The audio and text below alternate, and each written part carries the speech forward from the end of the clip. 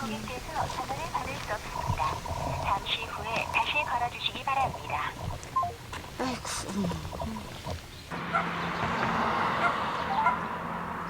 고객께서 전화를 받을 수 없습니다. 잠시 후에 다시 걸어주시기 바랍니다. 안 풀어놨어요.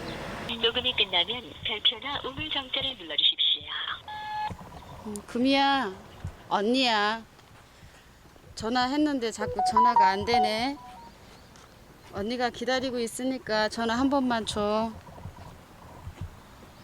여동생, 막내 동생이 왔는데 연락 안 하고 산 지가 꽤 됐거든요. 근데 통화가 안 돼요? 안 돼요. 차단시켜놔가지고. 여기 제 동생이거든요. 이게. 아, 그래요? 내가 데려다가 잘 살아보려고 이제 마음을 많이 이제 둘 것을 없어서 하는 것 같더라고요. 아들을 두고 왔거든요. 그래서 그 마음은 이해되는데 그 아들을 보려면 열심히 살아야 되잖아요. 그래서 행복했어요. 이때만큼은 자기가. 북한에 있는 여동생들과 함께 살길 바랬던 은영 씨는 긴 설득 끝에 막내 동생을 데려오는 데 성공했고 영원히 강진에 정착할 줄 알았다고 합니다. 아기 때 그냥 늦둥이라 업어주기만 하다가 제가 군대 나왔거든요. 그때 사랑스러운 모습 안고 데리고 왔는데 이렇게 될 줄 꿈에도 생각 못했죠. 안 보고 이거 볼 수 있는 땅에서도 안 보고 살 줄은. 무슨 일인지 동생은 집을 나간 후 2년이나 연락을 받지 않고 있습니다. 그날 오후 집으로 돌아온 은영 씨가 걸레를 들고 2층으로 향합니다. 아무도 없는 빈 방을 쓸고 닦는 은영 씨. 이곳은 누구의 방이길래 이토록 열심히 청소하는 걸까? 동생이 온 다음엔 동생이 여기서 살았던 방이기도 하죠.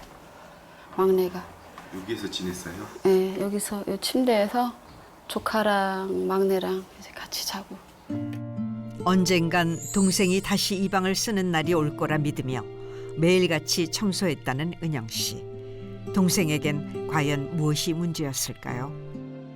자기는 늘 배불러서 처음엔 좋다고 생각했는데 그 다음에 밀려오는 게 아들 생각, 그 다음 밀려오는 게 나도 가족이 있었는데 이런 생각이었대요. 다시 태어난 사람,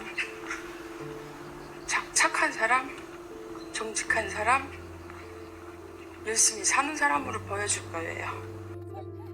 딸과 함께 하루빨리 적응하려 했던 동생은 시간이 지날수록 엇나가는 모습이 잦아졌다고 합니다. 사랑만 받고 대기업의 막내딸로 태어나서 아버지 엄마의 누뚱이거든요. 얼마나 예뻐했겠어요. 그 삶과 나는 장녀로 태어났거든요. 그 친구하고 제가 처해했던 환경은 다른 것 같아요. 부모님에 대한 추억도 다르니까. 이때 은영 씨에게 한 통의 전화가 걸려옵니다. 여보세요? 통화되세요? 예, 돼요. 그 다름이 아니고 네네네. 동생을 내가 한번 만날 수는 있나요? 이금희 씨? 예. 형한테 지금 가야 되나 전화 한번 할까 하다가 지금 아, 알아보려고 전화했는데 일단 좀 이금희 씨가 그 뭐죠? 우리 그 건강검진 하잖아요. 예, 예. 검진할 때 자궁경부암 진단이 나왔다 그래. 자궁경부암? 동생의 건강이 위험하다는 갑작스러운 비보에 은영 씨의 표정이 급격히 어두워집니다. 이금치를 탄 이유가 다른 게 아니잖아. 어차피 나만에는 피부티는 두 명뿐이 없잖아요. 그러죠. 예. 이거 저걸 떠나서 이거 떠나서 이렇게 사장님이 생각해도 이렇게 네네. 생각했으면 이금 씨한테 좀 선한 감정이 있어서 포용을 해줘야 어쩔 수 없어. 언니고 하니까. 네네. 이 동생 왔을 때 도움을 많이 주셨거든요. 이제 방황할 때나 없어졌을 때 항상 동생이 어디에 있다 걱정하지 마라 이렇게 알려줬던 분이에요. 하고 진짜 탈북민이 잘 정착하길 바라는 보안과 형사 중에 한 사람. 근데 자궁경부암이라고 하는데 집안에 위암 경력은 있어요. 근데 기존에 뭐 조상이나 이런 데 암 경력이 없거든요. 하지만 동생의 건강은 은영 씨와 이곳에 함께 살 때부터 이미 악화되기 시작했다고 합니다. 술을 먹으니까 붓니까 먹지 마 하거든요. 그러면 몰래 뚫뚫뚫뚫 밥그릇에 따라가지고 먹고 나와서 일하고 하는 거예요. 하고 그러고 안 아프면 상관없어요. 아파요. 아침만 되면 11시, 10시, 12시 되면 저한테 와가지고 이렇게 걷지도 못해요. 칠질 끌고 와가지고 다리를 꾹 눌러요. 그러면 이게 들어갔다가 이게 안 나와요, 살이. 짜증이 나는 거예요. 그러니까 먹지 말라 그랬잖아, 이렇게. 이게 시작이 됐던 것 같아요. 동생의 소식을 듣고 생각이 많아진 아내를 불러내는 남편 성호 씨. 자기도 목숨 걸고 여기를 왔는데 응? 언니가 따뜻하게 이렇게 해줘야 되는데 자기 생각 외로 안 따뜻하게 해주고 언니는 맨날 뭐라 하고 막 이렇게 감정이 복잡하게 자기도 대립이 돼 있을 수도 있다 이 말이야. 아, 내 편은 하나도 없구나. 나를 보호해줄 사람은 하나도 없이 다 형부나 언니 편이구나. 그렇게 되는 거야, 사람은. 자꾸 자기가 구석기로 몰리고 쫓기고 갈 데가 없는 거지. 그러니까 막 우라통이 터지고 그러니까 막 술을 밥그릇으로 먹고 응? 달달달달 마셔버리고 그러는 거야. 동생의 방황이 온전히 동생만의 잘못은 아니라는 걸 은영 씨는 잘 알고 있지만 아파하는 모습을 보면 속상한 마음을 감출 수 없기 때문이었습니다. 명절 때고 뭐 추석이고 구정 때고 누가 있냐. 너하고 나하고는 가족이니까 혼자 쓸쓸하게 보내지 말고 명절 때 며칠씩 놀고 그러면은 혼자간 집에 다녀가는 것이 뭔 일인가. 자매니까 충분히 그렇게 살 수 있잖아. 서로 간에 마음이 안 맞은디 내려와라 어쩌라 이것은 아니잖아. 근데 서로 그렇게 해서 서서히 고리를 풀어나가라는 얘기야 내 말은. 어떻게 보면 우리 집사람은 그 처제의 어렸을 때의 그 모습만 기억을 한 것 같더라고. 처제가 성장을 하면서 처제도 뭐 고생도 했을 것이고 어떤 고통도 받았을 것이고 여러 가지의 복합적인 게 있을 텐데 내가 큰언니고 너는 막내야. 이런 게 나는 좀 어떤 게 복합되지 않았나. 내가 보는 관점에서. 다음 날 바쁜 은영 씨에게 오랜만에 주어진 휴일. 배낭을 메고 꽤 먼 길을 떠나려나 봅니다. 바로 동생이 살고 있다는 동네를 가보려고 합니다. 설레요. 기대되고 설레고 그냥 지금은 어떻게 살아가고 있을까, 어떤 모양일까, 모습일까. 주변 지인들의 수소문만 듣고 무작정 도착한 경기도의 한 동네. 동생이 살고 있는 정확한 집 주소도 모른 채 하염없이 거리를 배워야 합니다.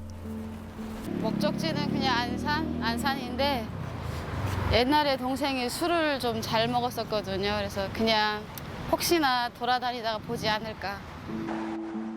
우연하게라도 마주칠까. 동생이 자주 갈 만한 곳 위주로 돌아보는 은영 씨. 하지만 동생과 비슷한 사람조차 보이지 않습니다. 한참 돌고 돌았지만 아무런 소득 없이 지쳐버렸습니다.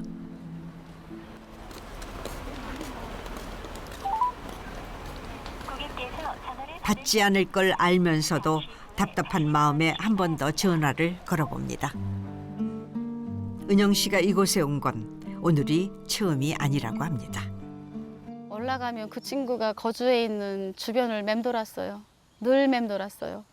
빙빙 돌면서 구미야 내가 왔다 이렇게. 안산만 지하철 타고 많이 수없이 왔다 갔다 하고 사람 없으면 혼자 이름 불러보고 울기도 하고. 그러니까 뭐 소리치면서 울기보다는 가슴으로 울었던 것 같아요. 고객께서 전화를 받을 수 없습니다. 잠시 후에 다시 걸어주시기 바랍니다. 진짜.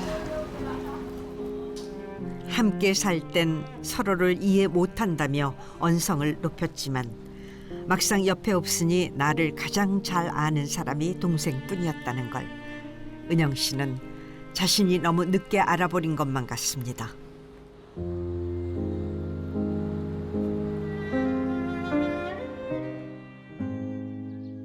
다음 날 은영 씨의 집.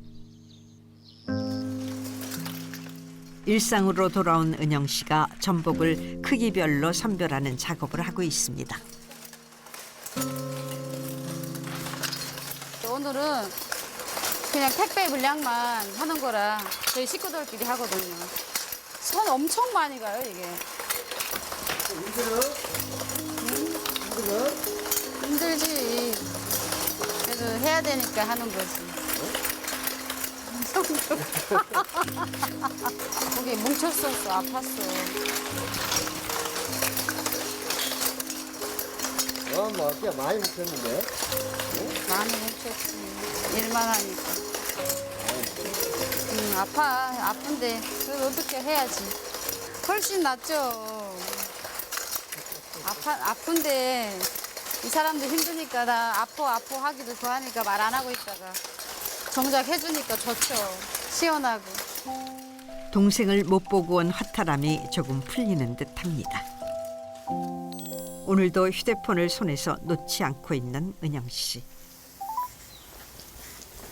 고객께서 전화를 받을 수 없습니다. 잠시 후에 다시 걸어주시기 바랍니다. 아직 안 풀어놨네. 하긴 뭐. 고객께서 전화를 받을 수 없습니다. 잠시 후에 애타는 언니의 마음을 알까? 어떤 때는 이런 동생이 미운 적도 있었습니다.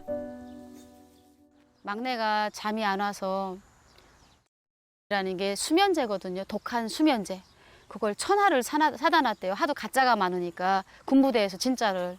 엄마가 그걸 알고 계시다가 막내가 이제 시장에 도매하러 나간 사이에 그 약을 드시고 자살했어요, 엄마가. 그래서 동생이 사실 더 미웠어요.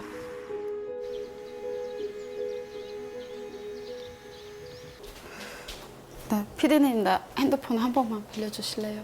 핸드폰? 동생이 내 전화는 차단했으니까. 감사합니다.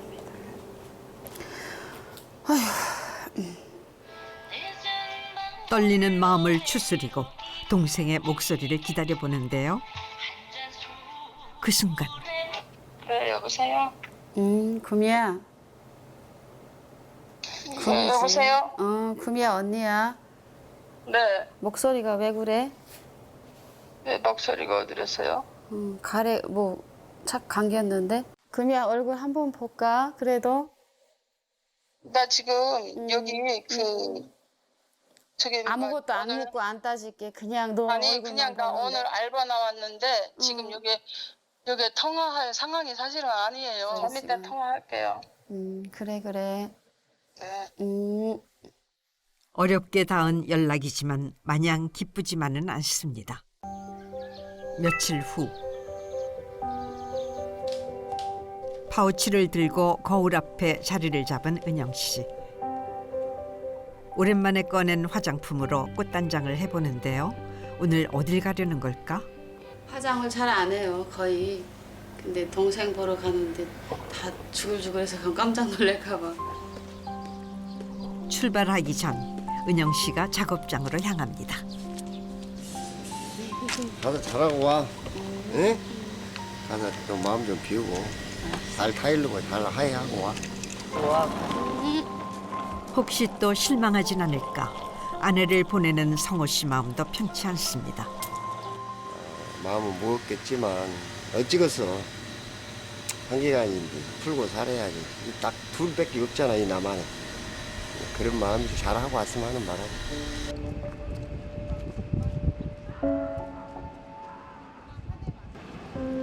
드디어 동생이 사는 동네에 도착한 은영 씨.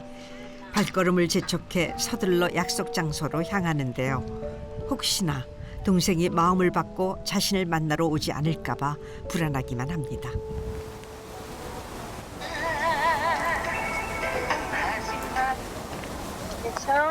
금이야. 여기 역곡 1번 출구 앞에 큰 약국인가? 문 나갈게요. 알았어. 여기 있을게.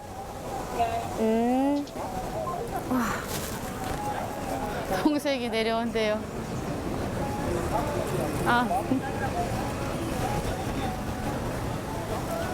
안 울려고 노력해 보려고요. 동생은 나를 보고 싶어 했을까? 보면 무슨 말부터 꺼내야 할까?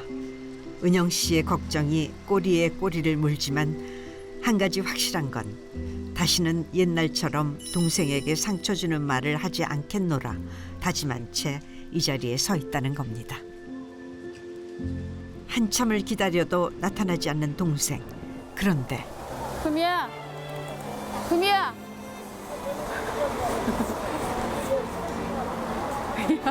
살 빠졌네? 오, 빠졌는데? 많이 안 하지.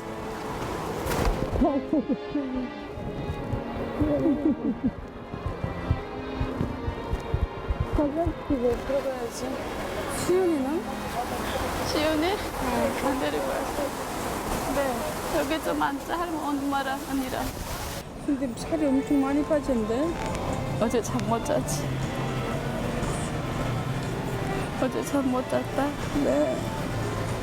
너 목소리, 안 엄마 죽어. 목소리, 엄마 목소리 생각나서. 안 죽어. 명 즐겨.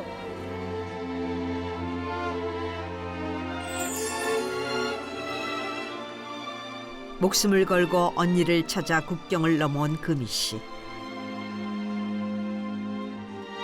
남한에서의 언니는 엄마와도 같은 존재였습니다. 안녕하세요. 안녕하세요.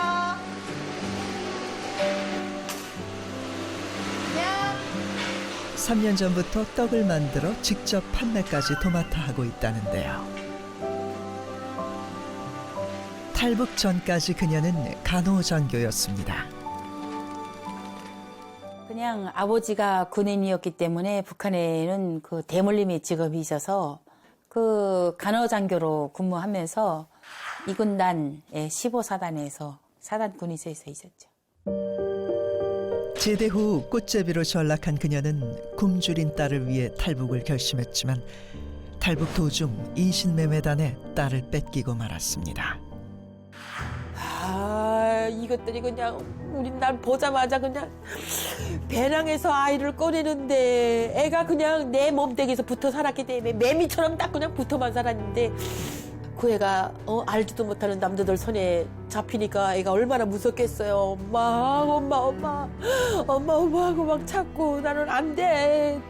내 딸 주세요. 내 딸 주세요. 막 소리 지르고 막 그러는데 그 애를 그냥 그러지고 그냥 그 앞에서 2,000원, 3,000원, 5,000원 막 흥정을 하는 거예요. 그리고 저렇게 사람을 개 팔듯이 고양이 팔듯이 저렇게 파는구나. 결국 딸을 찾지 못한 채 홀로 탈북을 하게 된 순실 씨는 다시 만날 딸을 위해 막노동도 서슴지 않았답니다. 애를 찾으려면 돈 없으면 못 찾아요. 돈이 있어야 사람이 움직여요. 뭐 지금 연변인데 연변에서 흑령관까지 가려는데 차비가 얼마 걸려. 숙식이 얼마나 걸려. 사람을 만나려면 그 집에서 돈을 얼마큼 요구해. 자꾸 돈만 붙여주는 거예요. 그녀가 방송에 열심히 출연하게 된 것도 더 많은 사람에게 자신의 사정을 알려 딸을 찾기 위함이었다는데요. 떡 사업까지 성공 궤도에 오른 지금까지도 그녀가 이토록 열심히 사는 이유는 단 하나. 바로 잃어버린 딸 충단이 때문입니다. 애가 만약에 살아있다면 통일되면 뭐 어떻게 저렇게 뭐 다 만나게 되겠죠. 사람만 있으면. 그래서 이제 만나면 고향에서 엄마가 너를 그리면서 이렇게 저렇게 이런 떡도 만들고 저런 김치도 만들고 해가지고 그래서 돈을 벌기 시작했고 여기까지 왔다 하고는 그런 내용들을 좀 얘기도 해주고 싶고 딸한테 자랑도 하고 싶고 뭐 그런 것이 좀 있죠. 그날 오후 지은아.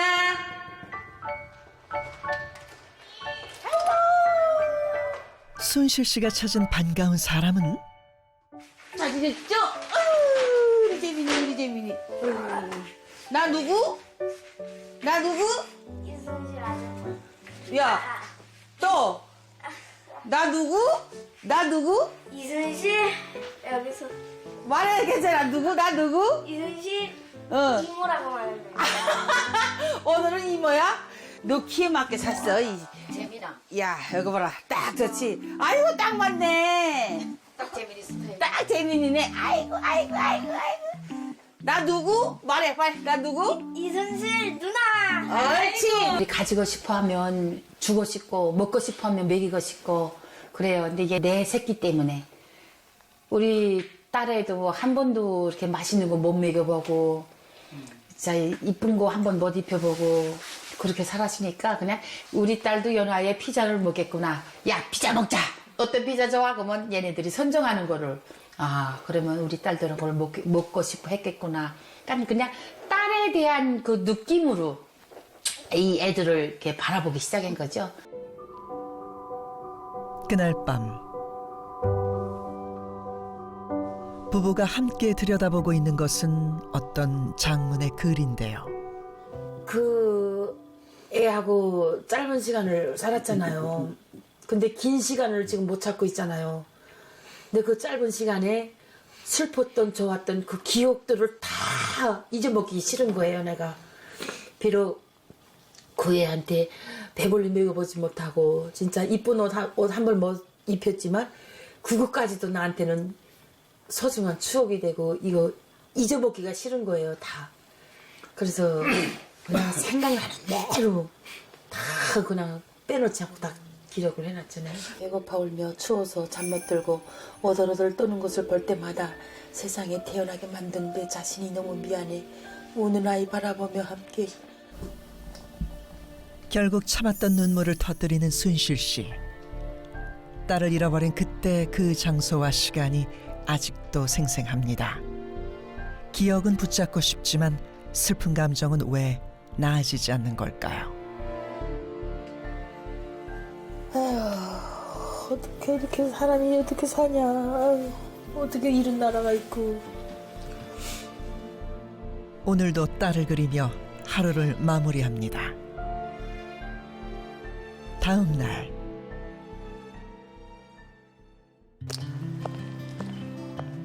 아침 일찍 외출에 나선 순실 씨. 서둘러 발걸음을 옮기는데요.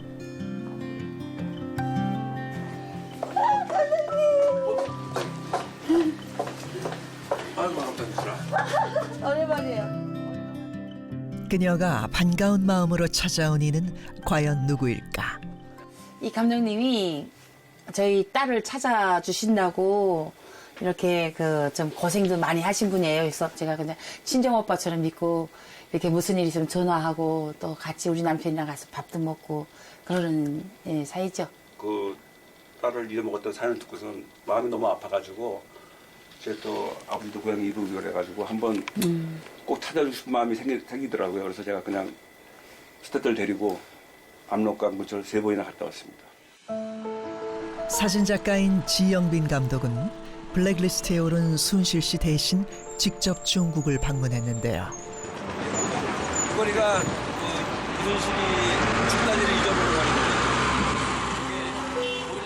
강산 2번 바뀔 시간 동안 순실 씨는 딸을 찾기 위해 얼마나 많은 이들을 만났는지 모릅니다. 하지만 언제나 돌아온 것은 공허한 거짓말과 허탈한 마음뿐. 하지만 이번만큼은 뭔가 다른 느낌입니다. 마치 그 잊어먹은 동네에 자기 친형이 그때 파트 소장이 그랬대. 우리가 이제 어디서 오는 걸 알고 나서 찾아주겠다 그래가지고 우리가 그때부터 이제 딜이라고 들어갔지. 그 브로커 얘기는 이게 실제 되는데 말을 잘못해놓고 나는데 되게 부잣집으로 갔대. 너 딸이. 진짜야. 나 그 얘기를 듣고선 거기까지 내가 그 친구가 나한테 분명히 그렇게 얘기를 했어. 진짜 그랬다면 나는 지금도 진짜 그 애가 우리 애가 맞다고 하면 나는 자, 근데 이거는 그냥 무식한 질문인지 모르는데 자기는 그 순단을 보고 싶어서 찾았어. 근데 중국 부모가 안 준다 그러면 어떻게 되는 거야? 나는 그분들한테 감사한 게 뭐냐면 그래도 내가 못 키워도 그 사람들이 키워줬잖아요. 지금까지. 내가 아직까지 그 애를 생각하면서 바쳤던 그 모든 시간들에 못 해준 거 다 해주면서 그래 너네 딸이로 해라. 너네 딸로 삼아라. 그러나 난 엄마기 때문에 세상이 그렇게 험해서 우리가 갈라질 수밖에 없었으니까 그냥 보게만이라도 해달라. 난 이거야 그냥. 볼 수만 있고 내가 한번 안아볼 수만 있다면 그것이 난 끝이야. 그리고 끝까지 이 애가 죽을 때까지 내가 살아있는 한 해줄 거야. 이거 너무 미안하고 너무 죄책감이 오는 게 나만 여기서 이렇게 잘 먹고 잘 사는 게 너무 죄책스러운 거야. 그러니까 그 애를 찾으면 아직까지 못 해준 거 내가 울며 불며 얼마나 찾았어요 그 애를. 감독님도 알잖아요. 내가 울까봐 말도 못 해주는 그런 그걸 다 보셨잖아. 그래서 그걸 다 내가 해주고 싶어요 진짜. 그래 그러면 감독님도 걱정한 게 내가 달라. 내 딸이가 달라 이렇게 말을 못해 나는. 그 집에 내가 있는 한 진짜 막 살점을 떼서라도 나 줄 생각이야 진짜. 그래 네가 알지. 자 근데 이거는 진짜 딸인지 아닌지 아직 나도 모르잖아 솔직히 그지? 근데 그 친구가 나한테 조그만 사진을 사실 나한테 보내왔어. 일로 와봐, 너 일로 와봐. 당시 동행했던 스텝을 급하게 부르는데요. 지금 갖고 있는 내가 이 사진인데 이거를 지영빈 감독의 얼굴이 상기됩니다. 하지만 그보다 더 복잡다단하고 혼란스러운 순실 씨의 표정. 진짜 할랑거려. 나 그 얘기 안 하려고 했다 나도 지금 이게 잘한 건지 안 한 건지 나도 모르겠어요 지금 사실은. 나 이걸 좀 근데 내가 난 지금 저 사진을 봐야 되겠다는 마음이 아직 안 열려 지금. 지금 마음이 막. 저 그래서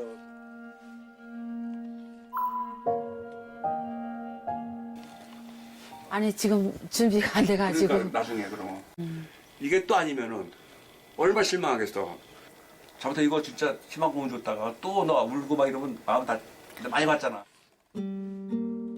만약 이번에도 아니라면 또 한 번의 실망감을 견뎌낼 자신이 없습니다. 꼭 내가 와서 봐야 될 게 뭐 있대. 그래서 내가 날 부른 거야. 그래서 와라, 와서 한번 보자. 사진을 한 장 보여주겠대. 근데 내가 못 보겠다 했어. 차마 100% 들어맞는다고 자꾸 그러니까 막 심장이 활랑활랑 거리기도 하고 혼자 볼 그런 막 자신감이 안 생겨. 또 거기서 아니면 다 무너질 것 같기도 하고. 그래서 안 봤댔어. 안 봤어. 선뜻 결정하지 못하는 순실 씨의 심정을 누구보다 잘 알고 있는 남편 유성 씨. 그런 아내를 볼 때마다 걱정이 앞섭니다. 집사람이 이제 그런 거에 매달리고 이제 그럴 때마다 사실 안쓰럽잖아요. 그래서 마음이 많이 아프죠. 그러니까 그거를 이용하려고 하는 사람들도 있고, 그러니까 돈의 금액적인 문제가 아니라 그런 사람의 마음을 갖고 그런 장난, 사기를 친다는 게 정말 나쁜 사람들이죠. 사진을 보고 맞는 것 같으면 내가 가서 직접 확인을 내가 그 생각도 했어. 하는 게 제일 좋지. 그 생각도 했어. 일단 가서 보고 일단은 뭐 아닐 거라는 그런 두려움 때문에 안 보고 그러면 안 되니까 가서 보고 오고 봐서 맞으면 또 확인하고 대신 실망하지 않고 그러다 보면 또 좋은 기회가 돼서 충단이를 만날 수도 있고 또 충단이가 아니어도 또 정보를 찾아보는 거지. 다른 또 애일 수도 있고. 브로커들의 숱한 거짓말에 상처받아온 그녀는 딸 찾는 일을 포기할까 생각도 했었습니다. 하지만 엄마로서 희망의 끈을 놓고 싶지 않았는데요. 감독님! 바쁘세요? 아니야 어저께 좀 촬영한 게 있어가지고 앉아. 오늘 또 연락도 안 하고 막 왔어요. 너 특기잖아 그게.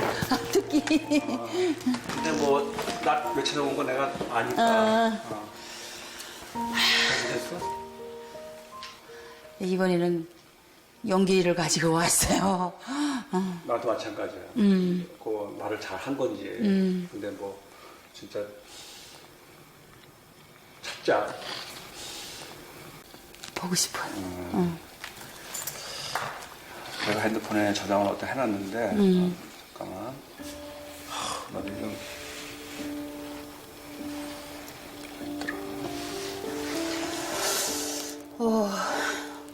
아니야, 방금 어디다 놨더라.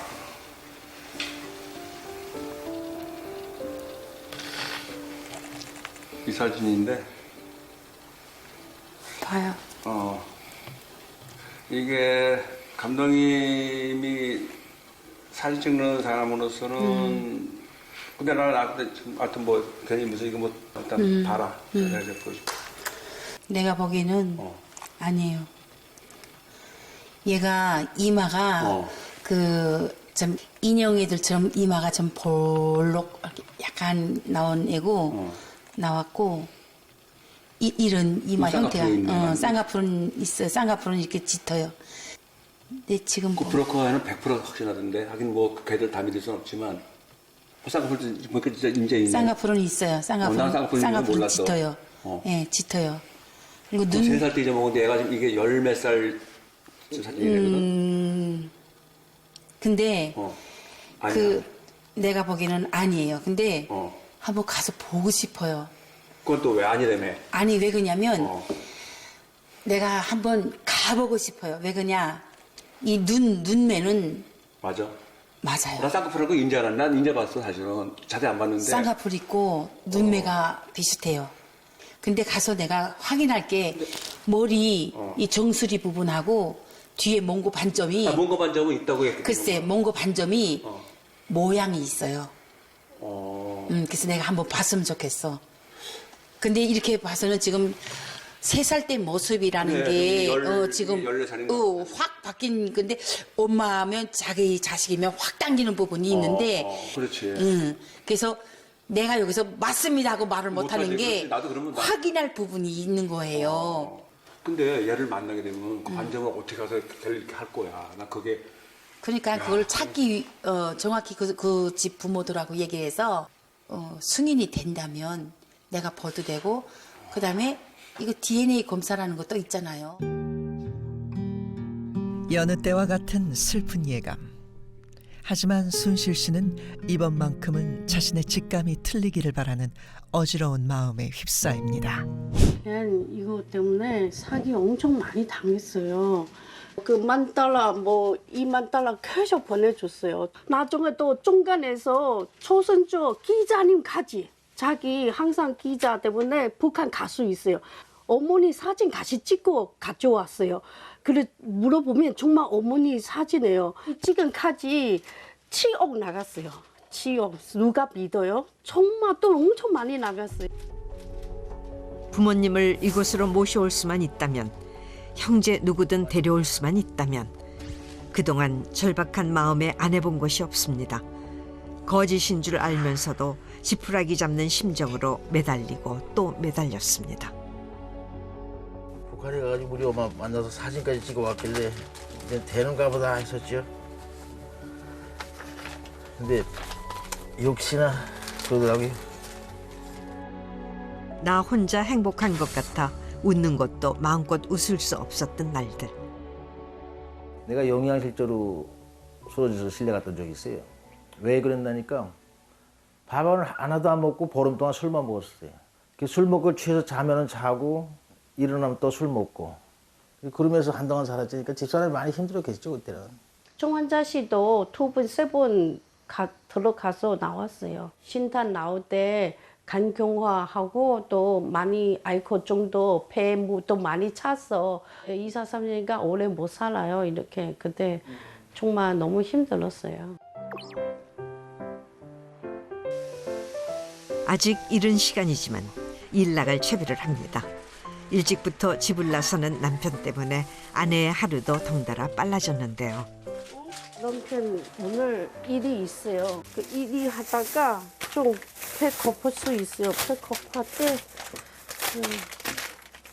똑 주고 초콜릿 그 일이 하다가 어지러우면 이거 챙겨 먹어.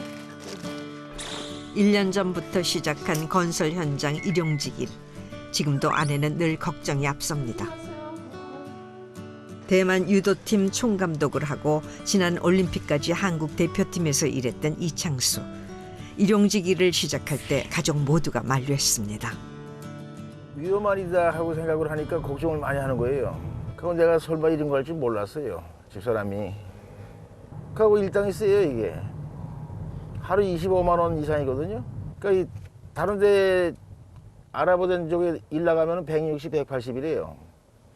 여기는 여름날 일해도 그보다 많잖아요.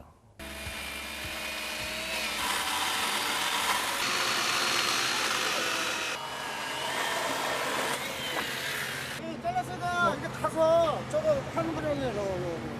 저거. 내가 자를게. 그래. 수고하십니다.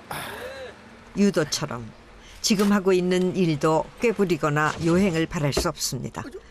평생 정직한 땀을 흘려온 그의 성격에 딱 맞는 일처럼 느껴진 이유입니다. 헬멧에 이름이 이렇게 쓰여져 있어요. 네, 깨지면 새로운 인생의 이창수죠, 그러면.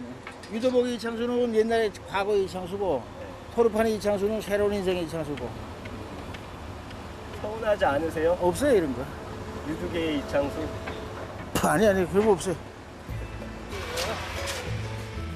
북한의 열악한 환경 속에서 너무 힘들게 운동을 했었고 선수로서 누릴 수 있는 최고의 영광 또한 모두 누려봤었기에 유도복을 벗었을 때도 아무 미련이 없었습니다.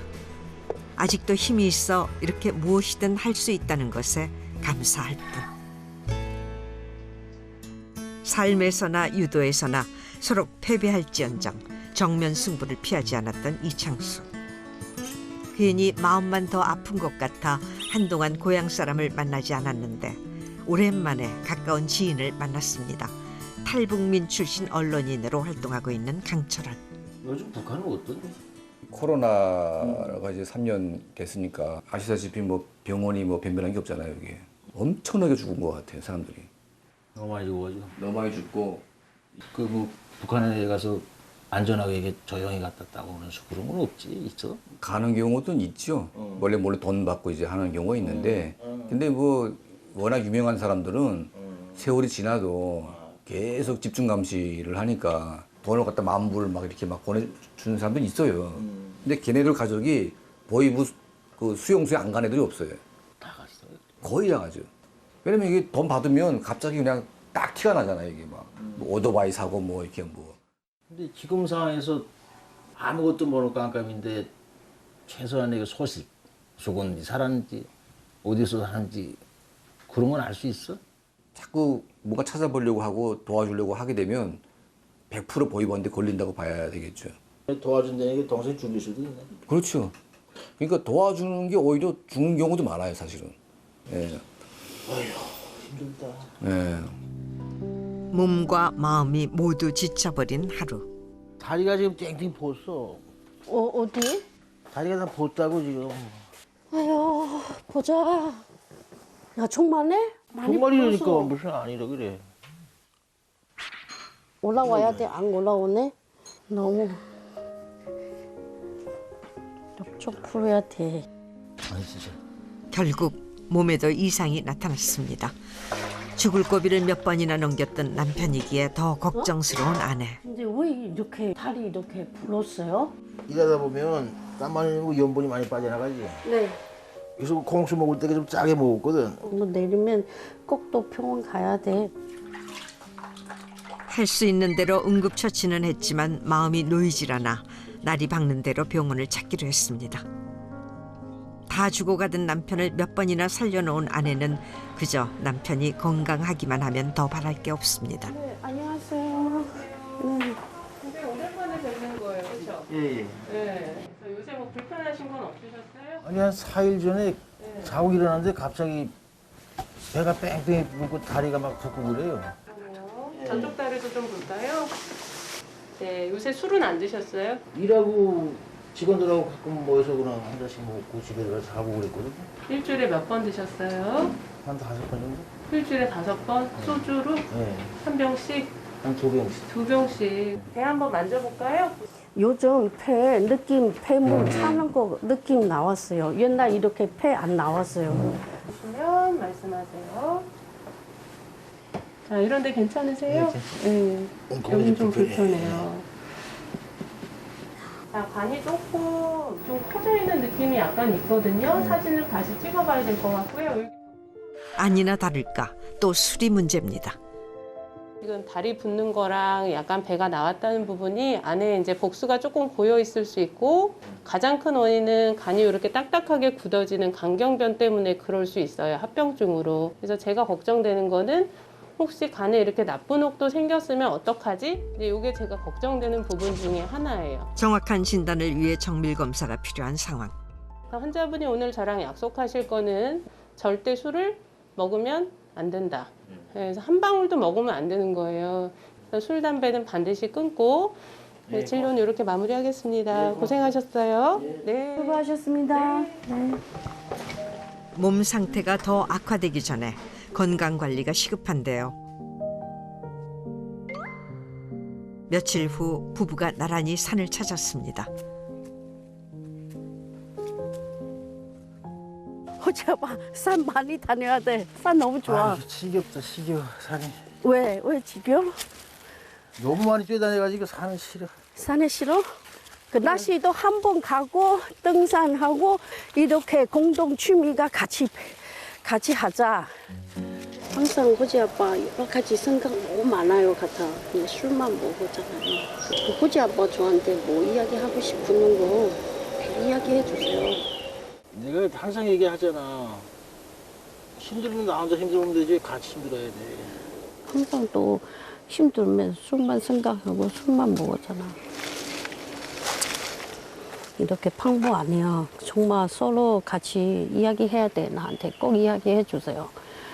마음이 어디 아픈 거 아니면 제가 어디 잘못했는 거 막 직접 이야기해 주세요. 어려워요? 아니야. 힘들어도 내색하지 않으려 애쓰기만 했는데 그런 마음까지 헤아리는 아내가 늘 그의 곁에 있었습니다. 잡아줘. 엉덩이 뭐 일어나. 잠깐만. 아이씨. 하자. 파란만장했던 지난 삶에서 배운 건 소중한 것은 곁에 있을 때 지켜야 한다는 사실. 안녕하십니까. 아이고 잘 있어요. 정말로 어떻게 살았어요? 응? 과거엔 금메달을 놓고 맞붙었던 세기의 라이벌이었고 지금은 둘도 없는 형 동생이 된 정훈 감독을 만났습니다. 어떠세요? 그때 저 이겼으면 형님이 더 지금 꽃가마를 탔을 건데. 아니, 그건 못 탔어. 응? 꽃가마 못 탔어. 꽃가마 못 탔어? 이겨도? 이겨도 못 탔어. 가서 고생도 많이 하셨다며. 그렇지 뭐 탄광 가서 뭐 속탄 좀 포지. 아니 그 얘기는 그때도 간간히 들었는데 진짜인가 아닌가? 진짜예요? 진짜예요. 그러니까 다른 놈들은 안 가고 한국 사람한테 진 사람들만. 너 때문이다. 아니 왜 또 뭐 하면 나한테 그때 탄광 갔다 와서부터 마음이 변했어 나는. 아 나한테 져가지고. 그때 탄광 보내는데 내가 탄광 갔을 때 좋겠냐? 점점 삐딱삐딱해지더라고. 너 덕분에 일로 왔다. 고맙다. 그거 없어서 어제 안아줄 건데. 지금 생각하면 그날의 패배가 전화위복이 됐습니다. 아 그래도 유도판으로 빨리 돌아가야지. 솔직히 말하면이 뭐 정확한 책임질 자리도 없거니와 선수를 아무리 가르쳐도 잘못하면 다 선생님들 책임이야. 근데 지금은 그런 게 없으니까 그게 편해. 건강만 잘 챙기고 하면 좋겠어. 지금 이제. 그래도 벌써 이렇게 나이가 다 먹고 손지 얘기나 언제 손지 났니 하고 얘기나 하고 있으니까 벌써. 누구보다 치열하게 살았기에 그 어떤 미련도 후회도 없다는 이창수.